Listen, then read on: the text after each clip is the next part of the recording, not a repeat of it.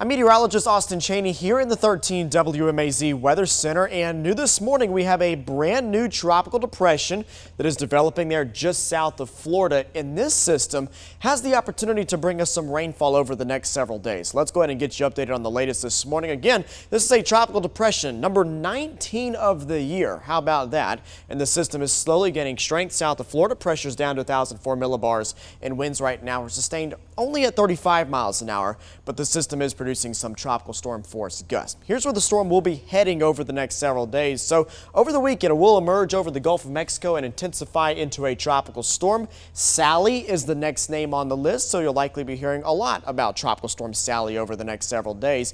And then as we get to Monday afternoon, it will be approaching the northern Gulf Coast somewhere here along Alabama, Mississippi, or Louisiana as a strong tropical storm or Category 1 hurricane.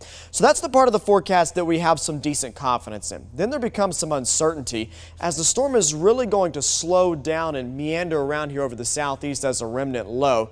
And you can see just how big this cone of uncertainty is. So the National Hurricane Center is not totally sure where this could end up, but bottom line, the system will come ashore, stall out, and then it's going to produce a lot of rainfall here across the southeast. Now notice central Georgia is outside of the cone of uncertainty, but impacts from any tropical system are possible outside of the cone, particularly on the eastern portion of that cone of uncertainty. So central Georgia, while not in the cone, is in play for some tropical impacts. Just before we dive into the details on that, I want to show you some of the uncertainty that we're dealing with this system. These are the tropical spaghetti plots, and you can see it kind of looks like a mess. It truly looks like spaghetti this morning.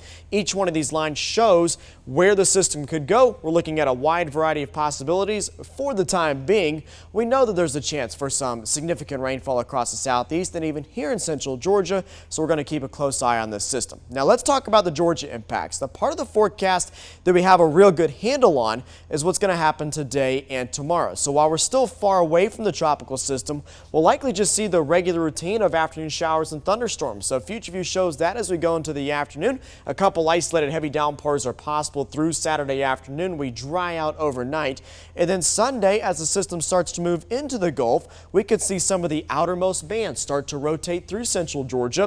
So as that happens, heavy rainfall and lightning will be the main threats, but we could see some stronger wind gusts with some of these stronger storms tomorrow afternoon, and then again, those taper off as we go into Sunday night. Now there's more uncertainty as we get into Monday and beyond. So by Monday morning, the tropical system is going to be approaching New Orleans here. Again, we're well away from the center of circulation, but we're on the side of the storm that will likely have some widespread rainfall. So we go into Monday afternoon, the system gets closer to the coast, and we see more showers and thunderstorms here in central Georgia.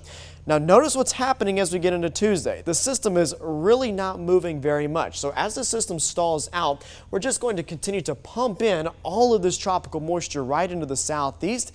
This continues into Wednesday, then it continues into Thursday. So the rainfall totals along the Gulf Coast will be significant. We're talking more than 10 to 15 inches of rain down here. For us here in central Georgia, we have to fine-tune that forecast a little bit more because it'll depend on exactly where the system tracks and where the banding sets up. But bottom line, you can see rain continues into Thursday, then into Friday as well.